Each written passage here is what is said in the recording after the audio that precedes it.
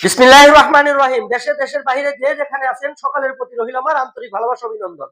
করুণাময়ের কাছ থেকে করুণা ভিক্ষা করে আমি উপস্থাপনা করব যে বিষয়টা ট্রাম্পকে নিয়ে। ট্রাম্প নির্বাচনের আগে বলেছিল, আমি যদি পাশ করিতে পারি তাহলে ফিলিস্তিনের সঙ্গে যে ইসরায়েলের সঙ্গে যুদ্ধটা আছে ওটা আমি থামিয়ে দিব। ক্ষমতায় বসার সঙ্গে সঙ্গে পলিটিশিয়ান ট্রাম্প ধাপ্পাবাজি করেছে, বলছে মুসলমান জাতি ফিলিস্তিনের মধ্যে কোনো থাকতেই পারবে না, তাদেরকে এখানে তাড়িয়ে দিয়ে তারা এখানে আমেরিকা এটাকে রক্ষণাবেক্ষণ করবে। এই হলো তাদের পলিটিক্সিয়ান। এই জন্য আমি বলি, কুকুরের লাঞ্জা যতই তেল মাখেন ছাইরা দিবেন আবার কি বাঁকা হয়ে যাবে, সোজা হবে না, সোজাটা আবার বাঁকা হয়ে যাবে। কতদিন আগে আল্লাহ নিজের হাতে লস এঞ্জেলিস নামে যে রাষ্ট্রটা আছে আমেরিকার মধ্যে, পাপের রাজ্য, মেয়ে মেয়েকে বিয়ে করে, ছেলে ছেলেকে বিয়ে করে, বাপ মেয়েকে বিয়ে করে, মেয়েরা কুকুরকে পর্যন্ত বিয়ে করে।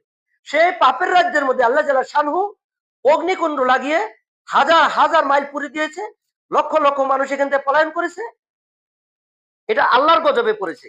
কি কারণে দিয়েছে?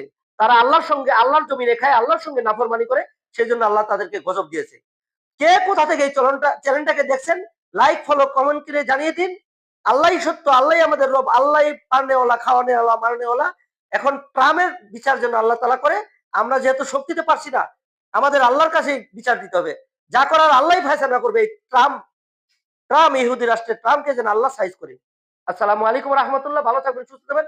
মরার কথা অবশ্যই স্মরণ নেবেন। আল্লাহ হাফেজ।